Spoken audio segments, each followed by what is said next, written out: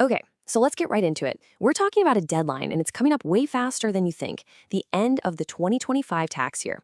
And look, this isn't just about shuffling papers and filing forms. No, this is about a window of opportunity that is genuinely closing, one that could completely change the game for your financial future. So let's break down exactly why this is so critical. Yeah, that's a direct quote from Paul Vasquez over at Tax Lab Inc., and he is not mincing words.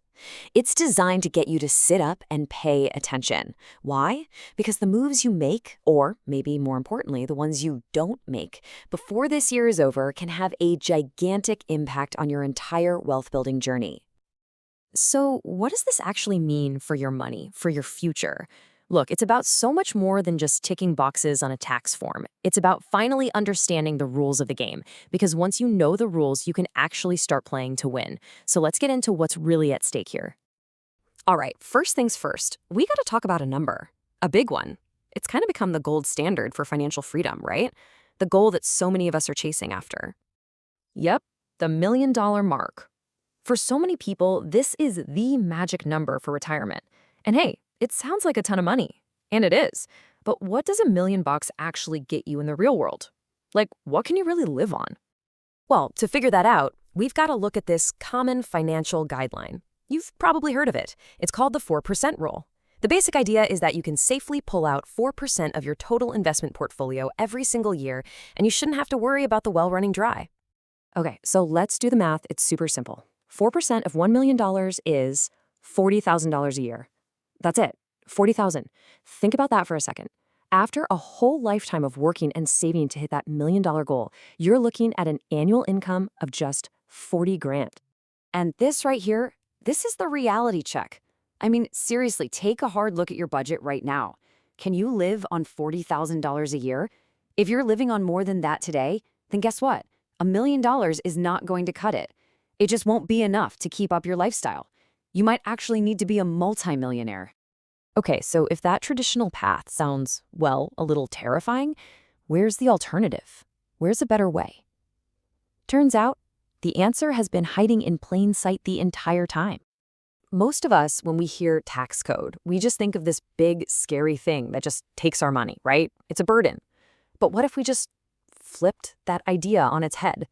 What if we started seeing it not as a burden, but as a rule book, a guide that literally has pathways to building wealth written right into it? I mean, think about that. It's such a powerful idea. These strategies, they aren't some secret handshake for the super rich. They are written down right there for anyone to read.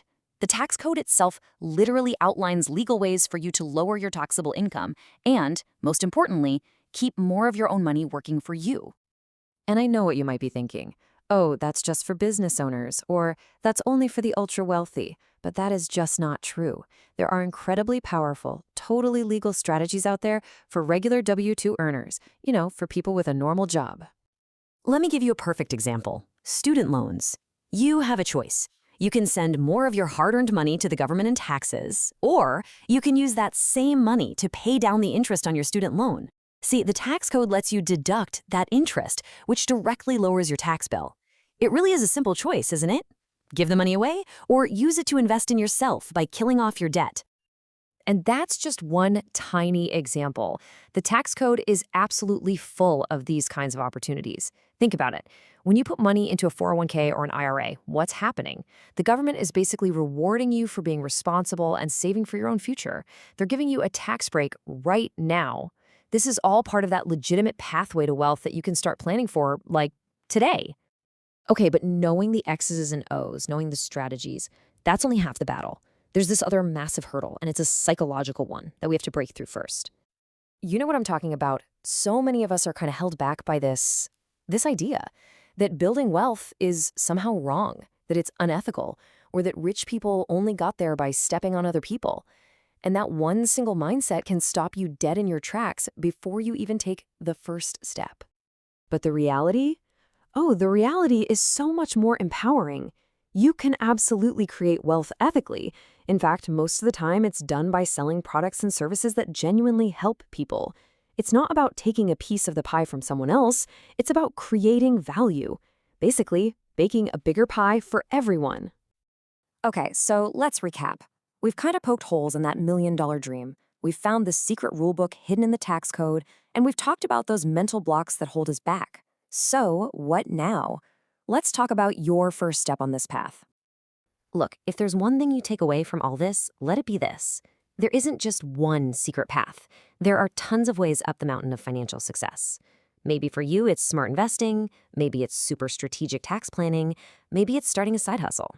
The point is, there are countless paths. The real key is just picking one and starting the climb.